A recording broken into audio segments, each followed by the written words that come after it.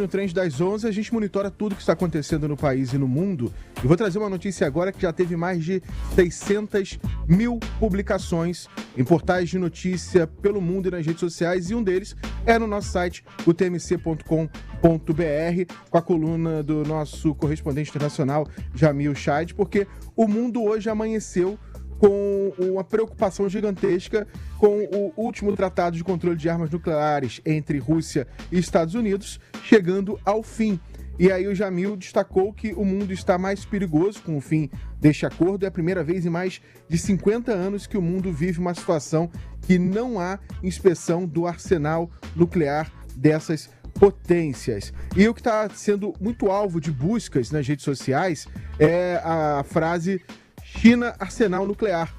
Com base nessa notícia, que foi durante a madrugada do fim do tratado, cresceu 900% a pesquisa relacionada à China, e os Estados Unidos, através de Marco Rubio, deixaram claro que não aceitarão um novo acordo que inclua Pequim, enquanto a China afirma que sua escala ainda é menor e se recusa a participar desse acordo que era chamado de Novo START, que expirou durante a madrugada, aumentando aí a tensão entre os países potências mundiais, com essa, agora, digamos, sem limite, sem teto de fabricação de armas nucleares. Não é à toa que essa notícia é capa do nosso site, né? É um impacto muito grande acordar com essa notícia.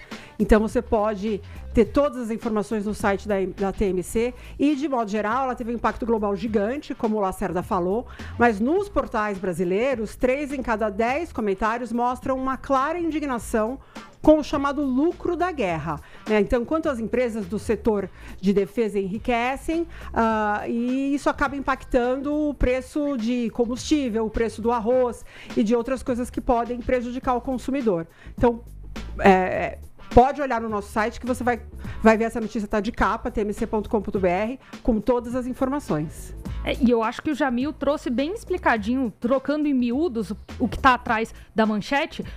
O governo americano podia fazer a inspeção na Rússia e a Rússia podia fazer inspeção no governo americano, mas agora a gente acordou num mundo simplesmente sem nenhum tipo de acordo nuclear. A gente lembra que os Estados Unidos, inclusive, atacaram o Irã por conta de armas nucleares, né, no ano passado. Então, a gente tem a tensão escalando aí no tabuleiro geopolítico. E aqui na TMC você sabe tudo de futebol, mas vamos falar de um assunto de futebol um pouquinho diferente. A FIFA iniciou a venda de vagas de estacionamento para a Copa do Mundo em 2026 em Los Angeles. E os preços chegam a $300 por dia. Em alguns casos, é mais caro que o próprio ingresso do jogo. Se a gente já se queixa dos preços de estacionamento em São Paulo, imagina você pagar $300 para deixar o seu carro para assistir um jogo. As vagas, elas ficam a mais de 1,5 km do SoFi Stadium, que receberá 8 partidas. Por razões de segurança, áreas próximas serão reservadas a operações internas, patrocinadores e convidados VIPs, espaço VIPs, jogadores, enfim. A redução da oferta já pressiona outras sedes. Em Kansas City, as vagas do público caem de 20 mil para cerca de 4 mil. Em Miami, o preço chega a $100 e jogos eliminatórios da Filadélfia podem alcançar $225. Imagina você que está se preparando para assistir os jogos nos Estados Unidos e tem que considerar essa despesa. O termo está em alta nas redes sociais. O termo FIFA 2006 Parking Prices saltou 1.200% no Google Trends, Rafaela. Pois é, mais uma polêmica dessa Copa do Mundo, né? A gente tem o ICE, a gente tem as vagas, então a pessoa que for sair... A gente teve isso na Olimpíada aqui do Rio, na Copa do Mundo, mas agora é vezes 5, né? É vezes 5, porque o dólar também tá lá nas alturas. Então, salgada. Imagine se for lá e o Brasil ser eliminado, que nem o 7-1, meio complicado. E é uma cultura diferente, né? Uma cultura totalmente diferente, que aqui no Brasil há um incentivo muito grande para você utilizar o transporte público para chegar no estádio. Por exemplo, o Maracanã, que no Rio de Janeiro, ele tem estação de trem e de metrô. Em São Paulo, a estação do Corinthians, por exemplo, Itaquera, tem uma estação de trem ali do lado. E nos Estados Unidos, é aquela cultura de você chegar horas antes de uma partida, e aí a gente fala de futebol americano, né? você estaciona o seu carro, faz aquele churrasco e fica fazendo a confraternização. Então agora é uma forma também de ganharem um dinheiro com uma cultura que não é a nossa. Então o brasileiro que for para lá, se prepare. E o brasileiro que estiver por aqui pode ouvir tudo na TMC, porque nós somos uma das emissoras que vai transmitir a Copa do Mundo. Sem pagar nada.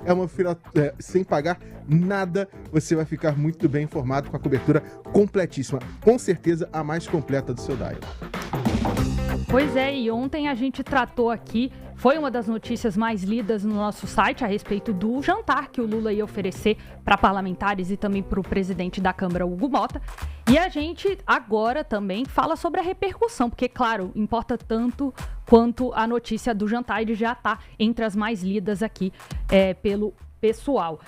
Segundo relatos de pessoas que participaram, Lula destacou os números positivos do governo, sobretudo na economia. Ele também citou o Donald Trump e falou que o governo busca uma parceria com os Estados Unidos no combate do crime organizado. A gente sabe que em época de eleição, crime, segurança pública sempre fica em foco, porque, claro, é uma preocupação que não se restringe a uma cidade, e sim a todo o Brasil. A gente também apurou que a gestão de Mota à frente da Câmara, segundo Lula, foi marcada por turbulências, mas ele ponderou que a situação está pacificada desde o ano passado. A gente tem essa bandeira da paz tentando ser estabelecida entre o Legislativo e o Executivo. Mas em nenhum momento o Lula falou sobre o polêmico penduricário aprovado pela Câmara dos Deputados, que vai permitir que servidores ocupem cargos de chefia na casa que receberem salário acima do teto constitucional. A gente também descobriu qual foi o jantar. Ontem a gente estava especulando se seria churrasco, acabou sendo um peixe pirarucu que foi servido aí aos deputados. O peixe foi dado de presente pelo Ministério de Minas e Energia por meio da pessoa do ministro Alexandre Silveira. Teve um ouvinte que até apostou no peixe, né? No nosso chat do YouTube, quando a gente perguntou qual seria o cardápio, ele colocou que seria um peixe, e você pode fazer isso, interagir conosco no nosso chat do YouTube, tmc.360, tá lá a nossa live do Trend das 11, ou mandar mensagem no WhatsApp 11 97 221 11 97 221. Agora a gente volta a falar do noticiário internacional envolvendo brasileiros. A gente sabe da escalada que está a situação das buscas, né, para os estrangeiros imigrantes nos Estados Unidos. Uma pequena cidade chamada de Stone, nos Estados Unidos, está mobilizada por conta de um empresário brasileiro, o Maximiliano Fernandes. Ele é dono de uma cafeteria há 15 anos lá. E ele foi detido pelo Serviço de Imigração ao chegar ao trabalho, com uma coisa até que testemunhas dizem que foi algo cinematográfico. 5 carros cercaram o empresário e ele acabou sendo preso. Isso gerou uma comoção absurda de uma cidade que tem apenas 7 mil habitantes. E teve um crescimento exponencial nas redes sociais. Os termos de Maximiliano Fernandes Ais, dono da cafeteria Stone, preso, um aumento de 200% de interação nas redes sociais e, obviamente, o público debatendo muito no Facebook local, que ainda é muito forte nos Estados Unidos. Aqui a gente tem o Instagram e o TikTok sendo forte, mas o Facebook ainda é forte nos Estados Unidos. E aqui no Brasil, Rio Grande do Sul também teve uma alta muito expressiva nas buscas relacionadas a este tema. E o debate na internet gera em torno de que ele estava desde 2001 no país, abriu um negócio com o seu nome, sendo uma pessoa muito influente na região desde 2011, e o debate, obviamente, da política imigratória deste ano foi o tom, o tom ainda dos comentários nas redes sociais sobre esse tema, e essa notícia ganhando também noticiário internacional.